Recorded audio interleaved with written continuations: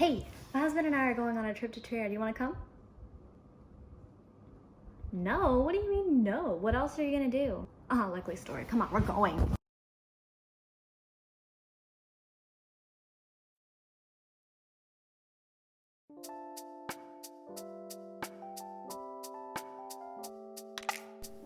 So even though we did miss our train, we did get to walk around our village for a little bit, but I only got footage of these bushes because that's all I really cared about. Then we finally got on the train and we're on our way.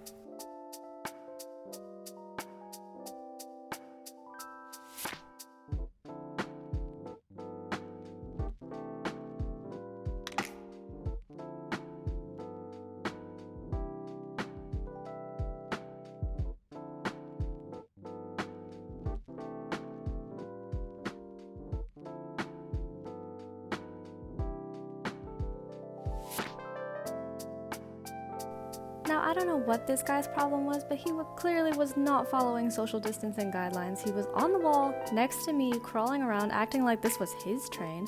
I don't even think he was supposed to be on this train. I don't even think he knew where he was going. He was just here for the ride and didn't care who he was bothering on the way.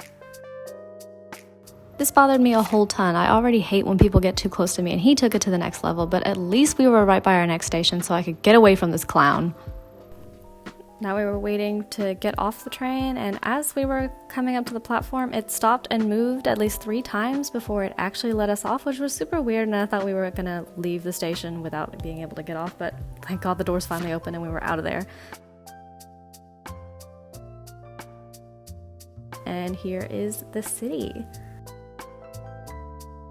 I'm no history buff, but I know that Trier is Germany's oldest city, and you can tell this because of all the Roman art and architecture around. My husband said walking down this part of the street reminded him of Brooklyn, New York, and honestly, I can kind of see it. Down the street, we were making our way to Trier's landmark. It is a Roman gate built in the 2nd century AD out of sandstone blocks that weighed up to 6 tons. Over the centuries, this gate has been very well preserved due to its solid construction and served a variety of purposes.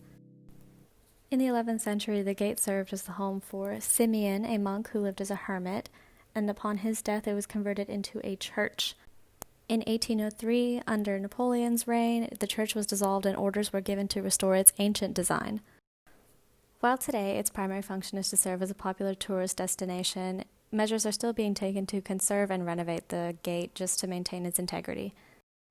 You can climb up into the gate and see the view from the windows, but my husband and I couldn't figure this out, and we were also too lazy and too hungry to figure it out, so we just took some pictures and left in search of food. The city of Trier itself is not the biggest, but there are a lot of restaurant options, so we kind of had a hard time picking where we should eat.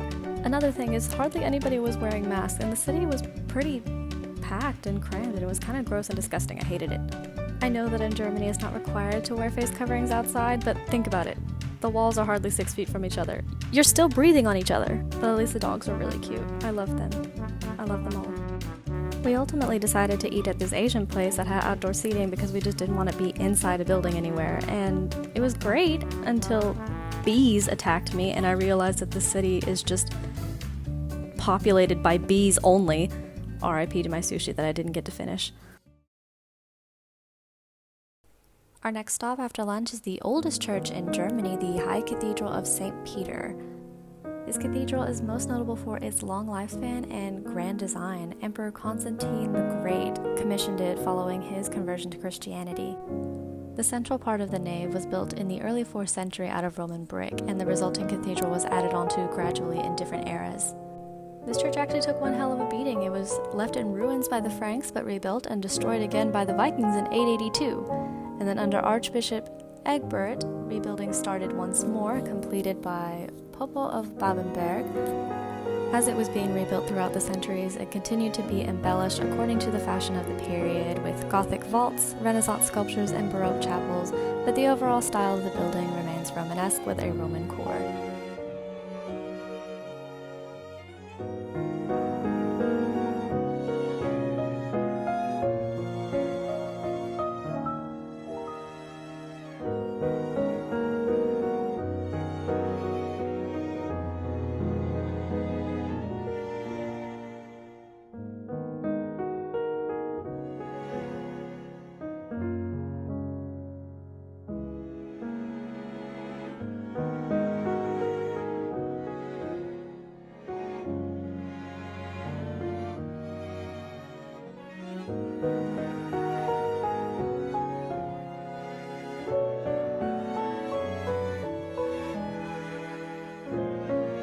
Sorry for not being the most well-versed on this. I'm not a historian and I never will be. You cannot pay me enough.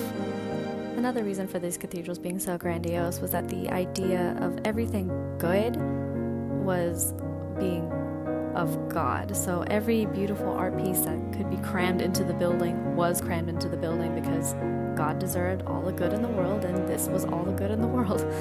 This all sounds like rich people nonsense to me, but it is admittedly very beautiful.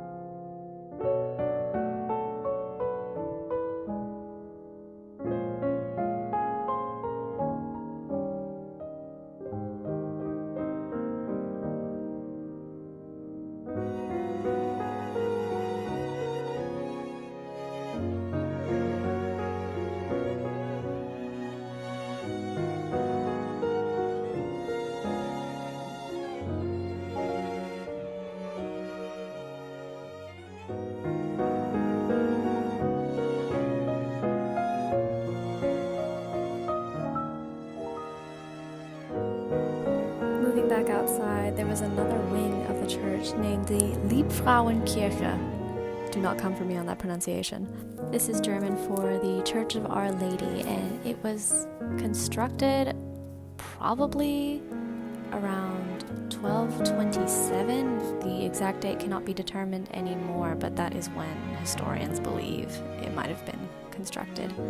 Obviously, it's very heavily influenced by French Gothic architecture. You can see the cross beams up top are there for support, not just decoration, and a lot of statues and artworks were put up around the cathedral. There were a lot of paintings, stained glass windows, all telling some biblical story, I believe.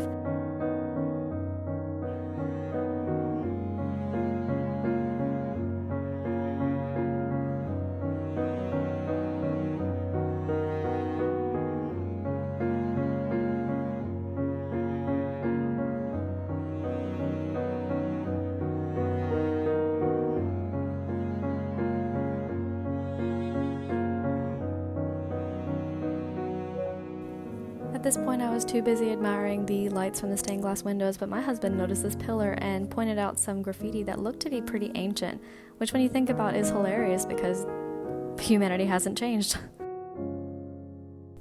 Here I wanted cute shots of me in the lights, which ended up being a mistake because getting back up was painful because I'm 100 years old.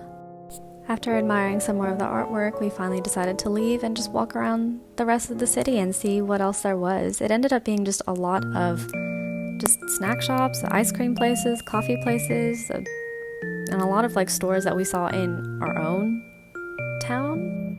Between most German villages and cities, you don't see that much of a difference, but they all offer their own unique perspective and characteristics, and that's what really makes it fun.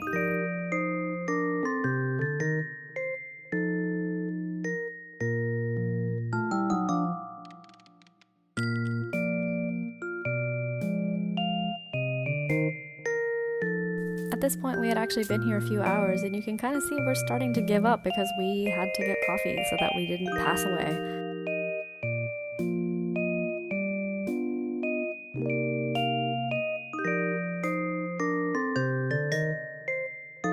And then immediately after coffee, we grabbed ice cream because after seeing 10 million ice cream shops, how can you pass it up? It's literally begging you to buy ice cream. So we got it on our way back to our train station, and then just we're ready to go home.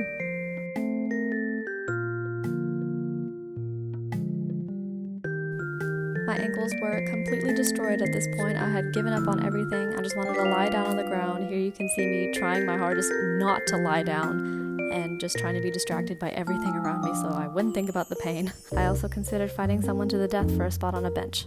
And while waiting for our train to go back, we ran into the two most important residents of Trier. I can't believe I'm so blessed to have met these two.